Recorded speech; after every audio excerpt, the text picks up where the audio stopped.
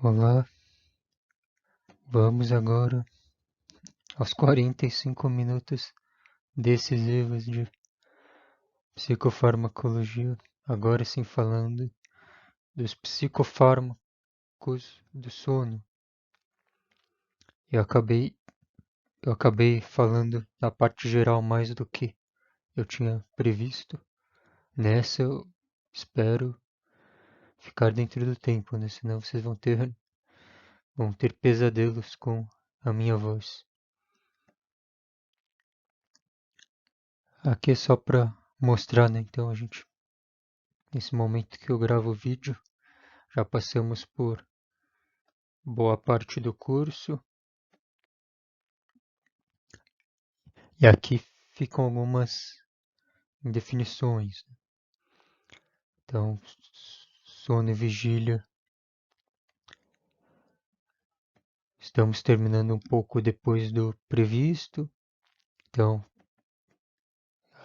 esta data de gravação, 7 de novembro de 2023. A gente deveria ter a palestra, mas o plano B era estar preparados para finalizar de qualquer jeito, caso ela não ocorresse, né? Que é o que. Então a gente tem os imprevistos que acabam surgindo. Então estava previsto como plano B alucinógenos, mas hoje a gente só vai finalizar essa parte do sono. Então, como está escrito, alucinógenos vai para o final, aqui para baixo. E aí eu pensei nesses detalhes porque eu queria falar, acho que convém, né, já que estamos num curso de psicologia, todos os temas são importantes, mas esse aqui de antipsicóticos eu acredito que seria bom a gente passar por eles e também, né, o antidepressivos, obviamente que eh, pela prevalência também, muita gente tem, uma das principais doenças do momento. E aí, então, ou seja, ficariam ainda psicoestimulantes, alucinógenos e estabilizantes do humor para depois, né? A gente talvez não chegue em todos. Teve gente que pediu também para fazer uma revisão daquela parte mais geral, mais das neurociências, molecular e tal, da biofísica neuronal. E nós, então, temos, né, duas datas das apresentações e ainda aqui. Eu acredito que as apresentações a gente não. Acho que eu já falei isso, não vai tomar todo o tempo das aulas, então, desse modo, a gente pode, os tempos que sobrarem, que seja 40 minutos, dá para falar um pouquinho e continuando os assuntos, para a gente pelo menos abordar alguns deles, né? Não sei se todos provavelmente não será possível, e a gente ainda tem umas duas datas, digamos, livres, né?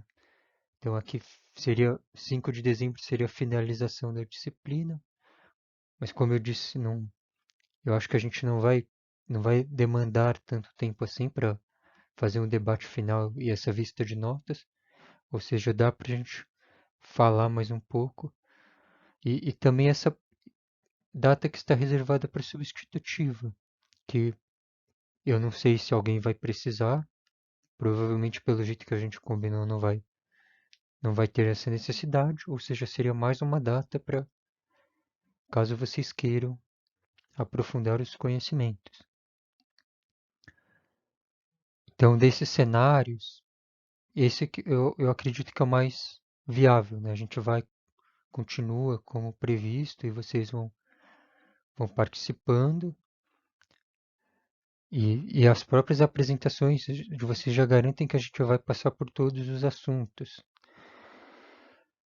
E uma outra alternativa seria a gente fazer aulas mais compactas, mais curtas, e aí daria para garantir que a gente passaria por todos os temas de forma presencial, mas eu acredito que não tem essa necessidade. A gente pode continuar desse jeito, mais mais participativo, com vocês falando também, apresentando alguns casos, alguns mais debates, que eu acho que é mais interessante.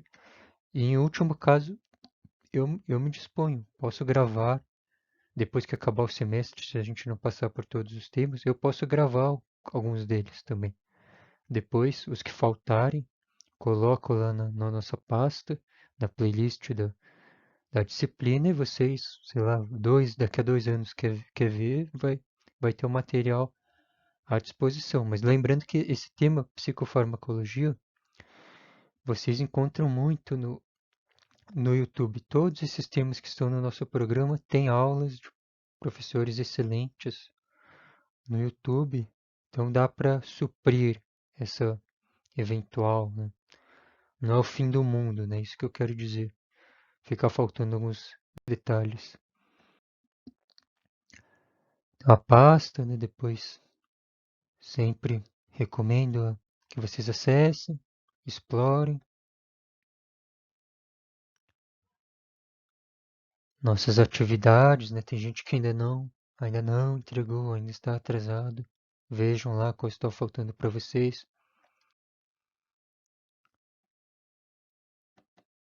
Aqui o documento, né? Tarefas que valem nota, com todas as instruções.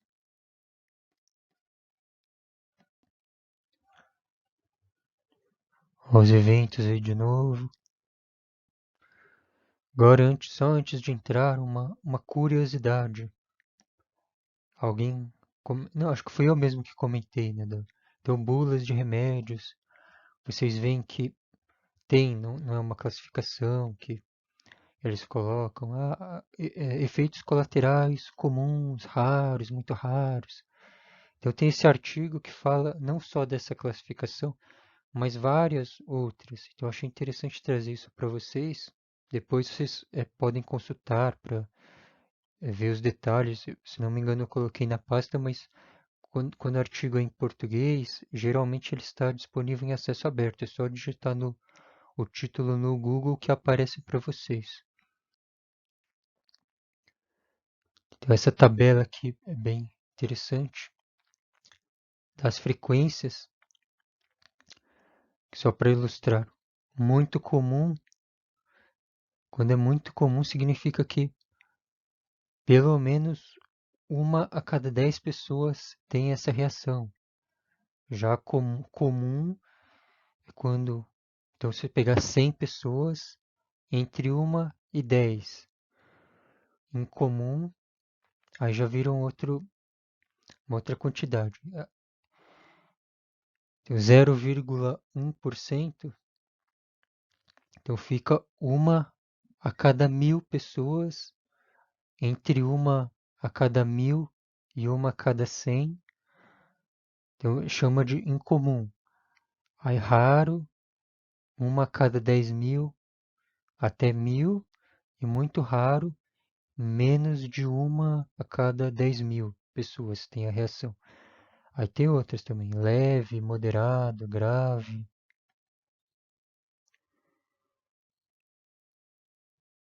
Definida, provável, possível, improvável, classificável, não classificável, sério, muito sério.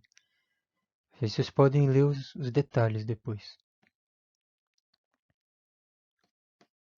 Um caso para, quer dizer, se a gente tivesse em aula para a gente conversar, mas nada impede que vocês comentem depois na próxima aula presencial ou agora mesmo. Então, eu pego sempre um nome fictício, né, para não ser de ninguém da turma. Com certeza, aí vocês devem conhecer alguém com esse nome, né? Não estava com muita criatividade de pegar uma coisa muito diferente. Então, o caso que eu pensei foi narcolepsia.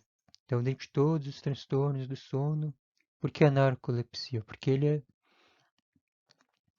ajuda a gente a refletir sobre os limites da psicoterapia. Então, sempre tem alguns casos que não vão ser, não dá para resolver 100% só com é o que a gente discute desde a primeira aula, uma ciência não vai conseguir resolver todos os casos. E esse é um exemplo da pessoa que ela tem episódios de sono várias vezes ao dia e do nada, de repente, é um tratamento que eu entendo que demanda o uso de medicações. É o conceito de narcolepsia, um sono que aparece de maneira súbita e incontrolável, né? Não adianta a pessoa, não vamos treinar você para aguentar isso que não, infelizmente não é algo voluntário. Eu tenho um vídeo, uma matéria aí uma reportagem e se não me engano tem uma das personagens que aparece é uma reais, né, pelo que eles dizem, uma professora de educação física que tem narcolepsia. Não é foi por acaso, né, não foi a dedo, né, que eles podem pensar, escolheu, né, educação física, mas não, foi o primeiro vídeo aí que eu pesquisei e apareceu esse caso. Depois vocês dão uma olhada que é interessante ela relatando.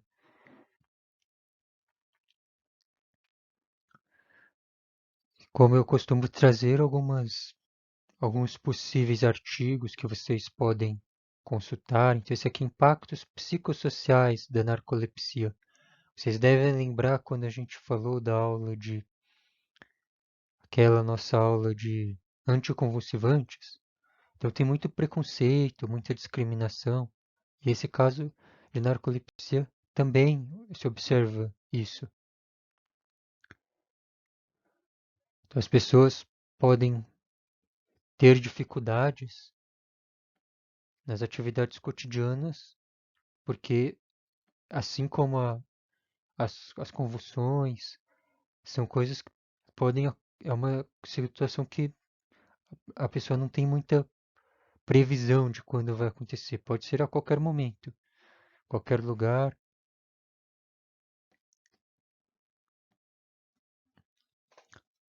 Em diferentes faixas etárias.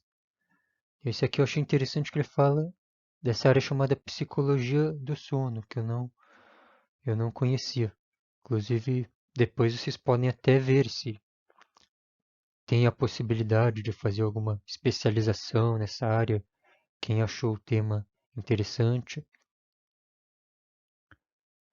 E aqui fala justamente daquilo que eu comentei no começo, atendimento de diferentes áreas, de um modo integrado, para ter tratamentos mais eficazes.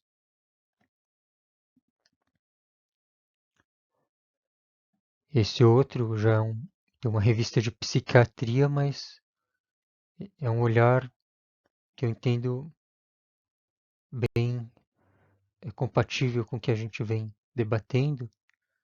Então, narcolepsia, o despertar por uma realidade subestimada.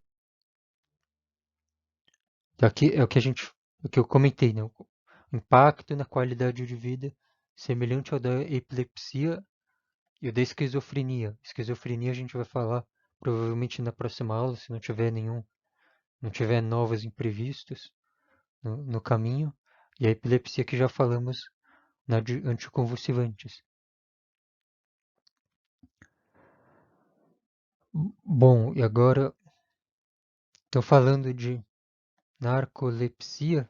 Ela, ela, é ela é caracterizada pela ausência de produção desse hormônio, desse neurotransmissor, chamado orexina, também conhecido como hipocretina. Então vocês, lá no material que eu disponibilizei, vocês podem ver uma imagem que também está disponível neste vídeo, que eu indico aí o link.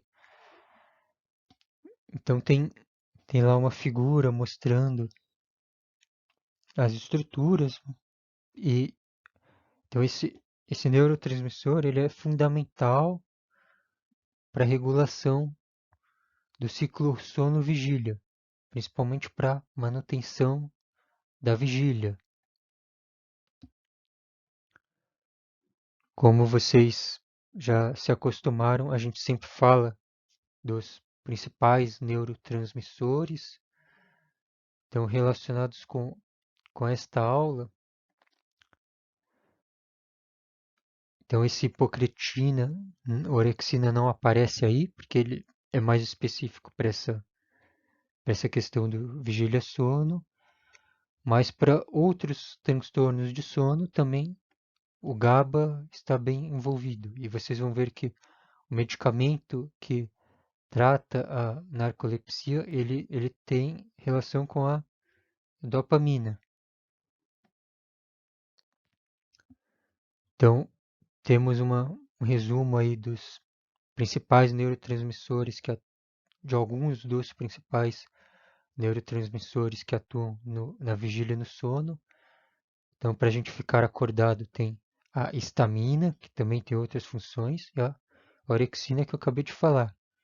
Já no sono, a melatonina, que falamos lá na aula anterior, e também o GABA, né? Já cansamos de falar de GABA, né? O principal neurotransmissor inibitório do sistema nervoso central. Ou seja, o sono, que é uma atividade por si só, caracterizada por bastante inibição, né? A gente fica mais parado, nosso corpo de um modo geral, é óbvio que teria atuação do GABA.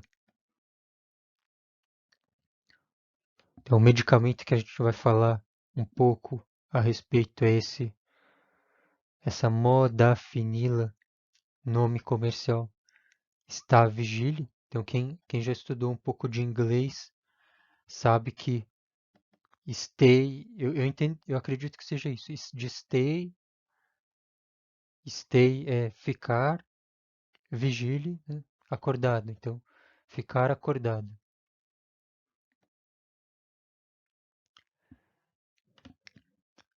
Um canal que eu vejo com vários vídeos interessantes de psicofarmacologia, inclusive, tem esse nome aqui, Posologia Sérgio Araújo. Então, é um professor que tem lá centenas de aulas, inclusive desse assunto também. Então, claro que eu não ia colocar aqui as telas do vídeo dele, mas então vocês podem ver caso tenham interesse. Um ponto interessante que ele comenta é sobre a insônia, né, que a gente não vai entrar em detalhes, mas eu faço um parênteses, já que é um tema muito prevalente, um transtorno de sono muito prevalente. Ele faz uma comparação dos benzodiazepínicos e os fármacos Z, que são mais recentes. Então, os benzodiazepínicos tem os mais antigos que a gente falou, lá o diazepam antigo. Então, tem o problema lá da tolerância, da dependência também. E ele menciona também que problemas de abstinência, e o que chama de rebote também, que com uso prolongado, a insônia ela pode até ficar pior do que era antes, porque ele vai perdendo, justamente porque ele vai perdendo os efeitos. E já isso não acontece nesses fármacos Z que são mais recentes, ou seja, eles conseguiram minimizar essa consequência que acabava acontecendo muito com os benzodiazepínicos mais antigos. Então, o exemplo aqui, né, o velho diazepam, e aqui o exemplo desses fármacos Z curiosamente começa com Z também, Zolpidem, medicamento. Temos alguns outros, essa zopiclona. Então cada um, é como a gente falou, é como se aquela analogia das marcas de celular, de smartphones. Então mesmo assim, na mesma fabricante tem diferentes modalidades. cada uma para atender um caso mais específico, uma necessidade específica. Então esse Zopiclona, ele tem, ele ajuda reduzindo o número de episódios de despertar durante a noite, ou seja, a pessoa que acorda muito o tempo todo, então às vezes ela não tem problema para cair, para entrar em estágio de sono, mas ela fica acordando toda hora. Então, os relatos são que a literatura mostra que esse Zopiclona ajuda a melhorar isso. Já esse outro, Zaleplon, ele atua bastante diminuindo a chamada latência no sono, que é justamente o outro lado, que é a pessoa que demora para pegar no sono. Falamos de, a gente falou um pouco de melatonina, mas então tem também a, a suplementação de melatonina, que, como eu disse, ela até poucos anos atrás era proibida a venda, a comercialização. Então aqui então, tem diversas matérias que depois vocês podem ver os detalhes, a gente não vai aprofundar isso, mas então tem essa discussão se é remédio, será que é remédio ou suplemento? Então há autores que não, né? Então eles entrevistam aí nas reportagens, mas é importante, né? Ajuda no sono, mas alguns não consideram que seja remédio, muito menos suplemento. Então está liberado, mas tanto não só médicos quanto pessoas que fazem pesquisas, que podem ter médicos, mas não apenas médicos, pesquisam fármacos, né, como essa melatonina, mas deve ser usada com cautela. Então depois vocês podem ver os detalhes, né? Por que tanta cautela é necessária? Inclusive com crianças. Então, quando libera, é sempre assim. Vem as empresas e querem se criar os seus produtos. Então, saiu um tal de soninho perfeito à base de melatonina. Então, ele foi proibido. Então, vocês podem ler a notícia aí, por que que foi proibido.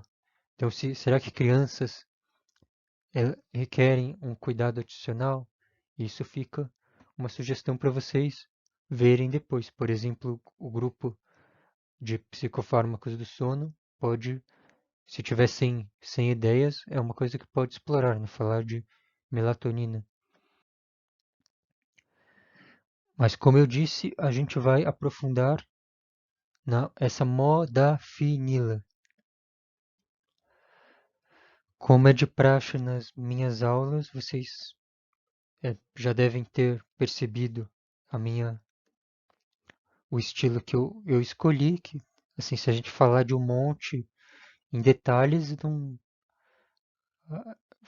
para não ficar muito confuso, eu escolhi um exemplo para funilar, e aí outros eu comento mais por cima. Então a gente vai falar um pouco mais dessa modafinila nesse livro, com base nesse livro do Stahl, que é um dos grandes nomes da psicofarmacologia. É um guia de prescrição, ou seja, nós não vamos prescrever, eu nem vocês que estão assistindo, mas é para a gente entender o funcionamento, porque podemos lidar com alguma pessoa com alguma condição que esse psicofármaco trata ou visa tratar. Então a gente falou da dopamina, lembrem que eu comentei a dopamina. Então a classificação da modafinila é justamente nessa situação, inibidor de recaptação da dopamina. E desse modo ajuda promovendo a vigília também. Então, as indicações, dentre as principais delas, é a narcolepsia, como eu já mencionei, mas também não só essas doenças que a pessoa já tem, genéticas. Vocês devem lembrar que eu falei dos trabalhos em turnos, que a pessoa fica com a saúde toda prejudicada, o pessoal que trabalha à noite ou do jet lag. Então, se a pessoa tiver com muita dificuldade ela acaba dormindo em horas inapropriadas por conta da, da condição que ela está de trabalhar muito tempo virada. Então, ele pode ser prescrita essa modafinila para ajudar ela a sofrer menos com esses episódios de sonolência excessiva que ela pode apresentar. É indicada também para casos de apneia e vários outros, né? Tem os sintomas de fadiga em geral, diversas doenças, TDAH, depressão, esclerose. Então, que a gente não vai entrar em detalhes. Então, é como, acredito que eu já disse em outras vezes, né? Um medicamento ele nunca vai servir só, ou pelo menos é difícil a gente ver um medicamento que serve só para uma condição. Geralmente ele vai poder ser pelo menos coadjuvante em vários cenários. Então a gente espera que o funcionamento seja ok, ou seja, que seja administrado e funcione. E aí o que se espera nesses casos? Que então, diminua esses episódios de sonolência noturna, melhore a atenção, a fadiga, que são sintomas comuns em pessoas com essas condições que a gente mencionou. E quanto ao tempo para ela funcionar, para ter esse funcionamento ótimo esperado, alguns dias, né? Ou vários, né? Depende de cada caso, mas né, o Stahl menciona que levam-se para ter um funcionamento o ideal cerca de 12 semanas.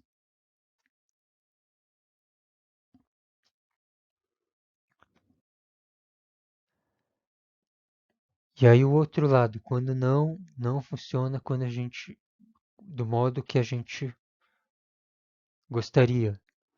Então, aí a pessoa tem que relatar isso para o médico para que seja feito um ajuste de dose.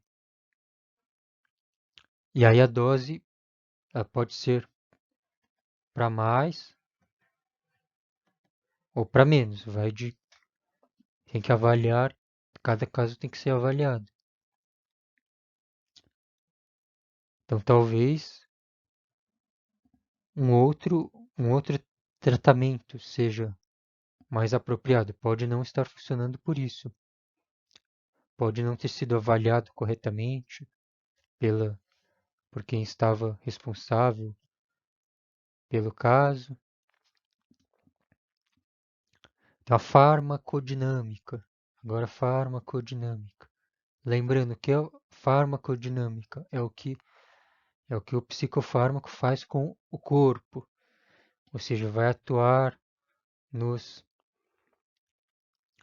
nas vias dopaminérgicas da dopamina e atua e participa também do sistema adrenérgico, da adrenalina, que é um outro hormônio bastante importante no nosso corpo. Atua na região, aumentando a atividade neuronal no hipotálamo. Essas são as mais relevantes, né?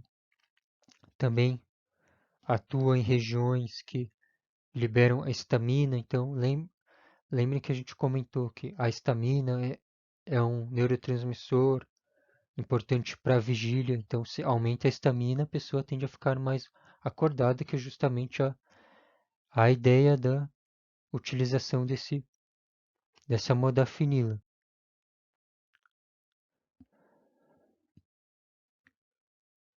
Então, espera-se que cerca de 2 horas após a utilização, ela já começa a surtir efeitos.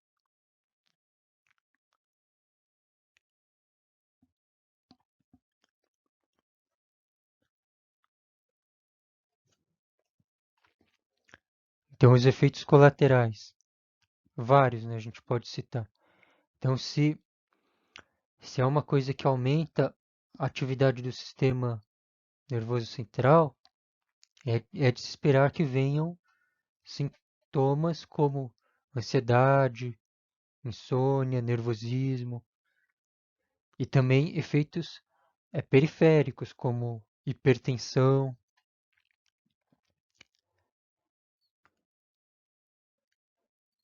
Então, essa parte de cardiovascular tem alguns relatos que eles mostram que podem ocorrer. Então, a pessoa tem que ser bem avaliado se ela tem histórico cardíaco.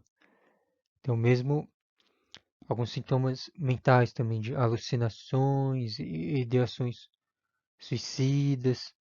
Então, ela eleva, né? Eleva a atividade do sistema nervoso central. Então, então, a pessoa tende a ficar, pode, na verdade, ela pode ficar mais agitada por conta disso, dessa utilização. E aí, então, o que pode ser feito para aliviar esses efeitos colaterais? Diversas possibilidades, né? Então, aguarda um pouco para ver se o corpo ele, ele lida com isso. Então, a redução da dose pode ser uma alternativa. Administrar menos vezes, em doses menores. Então, aqui é o contrário. E também, vocês lembram do que a gente falava lá do diazepam, também do. Agora eu esqueci o nome lá do anticonvulsivante que a gente do valproato. É, então, falava tomar mais, sugerir tomar a maior dose à noite, porque se der aquele efeito de sono colateral, pelo menos a pessoa vai estar no horário dormindo, então vai sofrer menos com isso. Esse é justamente o contrário. Se ele está associado com insônia, se ele está associado com a insônia, então o ideal é que evite usar à noite, senão a pessoa não vai conseguir dormir. Então, aplica mais de dia. Se for esse o efeito colateral que a pessoa está apresentando. E aí ele recomenda também se os efeitos colaterais forem intoleráveis, a pessoa está sofrendo demais com isso, aí tira, né? Vê outra forma, um outro medicamento, pode ser mais interessante. Agora, com relação às doses, então eles mostram, então isso tem relação com a indicação, ela vai de acordo com a condição que quer ser tratada. Então, na sonolência, que é nosso a nossa ênfase do caso lá da narcolepsia, então talvez doses, ele coloca mais pode ser mais eficiente. Então doses maiores, né? Não vou falar de números que não interessa para a gente, que a gente nós não prescrevemos, então, mas só para esse é um ponto interessante. Agora, para outros casos que essa modafinila também é utilizado como problemas de concentração, fadiga, doses menores podem ser suficientes e podem funcionar até melhor do que as doses maiores. Quanto ao uso prolongado, aqui é interessante, ao contrário dos outros que a gente viu, que sempre fala pode morrer se utilizar demais.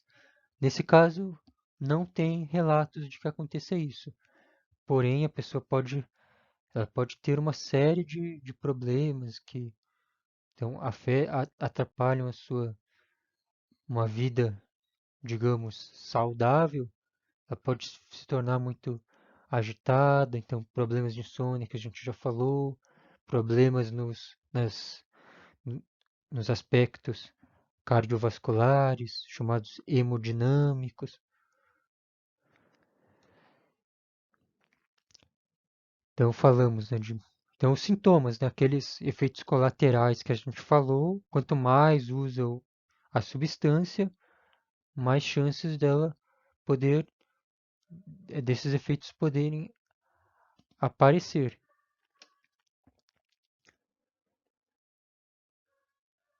Então, e justamente por isso que eles falam que né, ele, né, Stahl, fala que convém, né, e aí cabe ao médico, e seria ideal, como a gente falou, gestão autônoma de medicação, em conjunto com paciente e outras pessoas que participam da equipe de saúde, então reavaliar periodicamente o tratamento.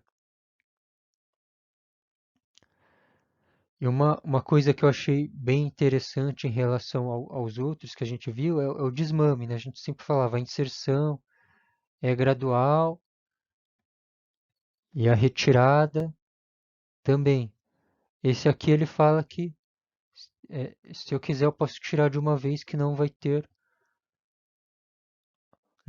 muitos efeitos perigosos, né? O máximo que pode acontecer é a pessoa ficar com sonolência. Não, então que não é o, claro, a pessoa com narcolepsia, eu acredito que se ela fizer a descontinuidade tem que ser para um outro medicamento, mas como a gente falou, tem várias indicações, então pensando nas outras utilizações, então pode tirar de uma vez que, né, no máximo vai ficar com um pouco de sono.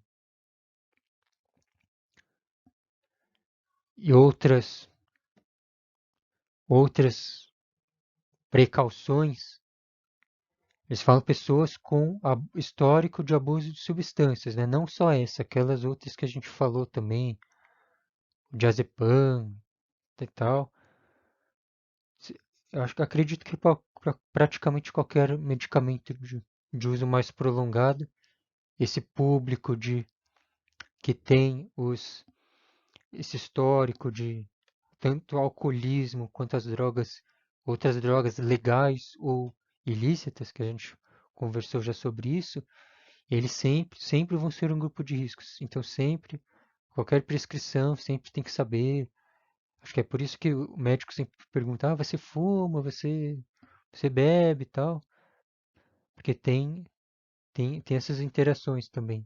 Mesmo que a pessoa esteja, eles chamam limpa, né? Não, ela não está mais viciada, mas isso pode. Ela tem, por ter o histórico, ela fica com algumas marcas para a vida toda, né? Algumas cicatrizes que podem reabrir. Então, contraindicações. Então, como a gente já comentou, pessoas com problemas cardíacos, então a pessoa tem muita hipertensão, arritmia, então como mexe nessa parte, então se ela acaba tomando, ela pode ser um pouco perigoso. E obviamente quem tem alergia ao medicamento, né? Não vai tomar se tem alergia, isso é óbvio. Eles falam também, ele, né, menciona também pessoas com insuficiência renal, tomar cuidado com menos doses, problemas hepáticos, então fígado e rins, tomar cuidado com isso. Usar, tem que usar com doses menores.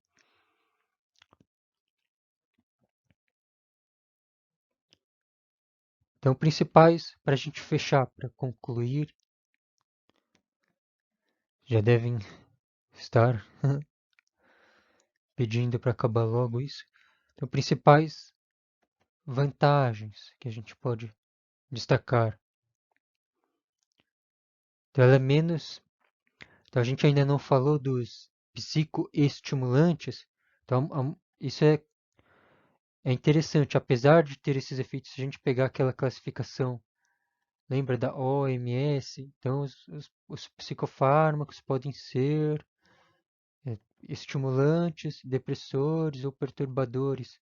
No meu entendimento, a que mais se encaixaria nesse caso seria de estimulantes. No entanto, e, né, os pesquisadores dessa área, eles falam que é errado chamar a modafinila de estimulantes, porque ela não tem um efeito tão forte assim. Então, ela é menos ativadora e também tem um menor potencial de abuso em relação a esses estimulantes. Então, ela é boa também para o jet lag, assim como a gente falou, trabalhos em turnos.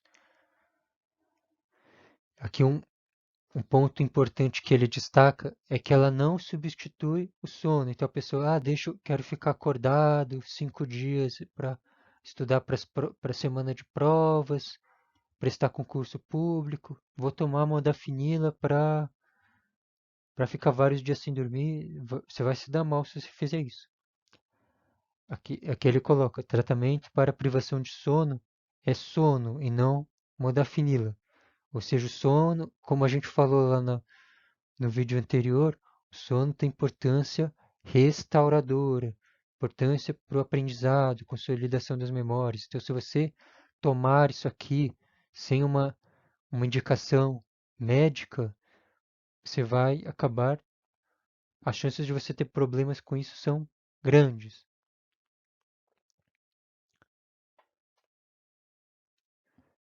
Então, então como eu disse, não é considerado uma substância estimulante nessa a classificação da modafinila, mas então alguns até classificam, segundo o Stahl, de um modo incorreto como estimulantes.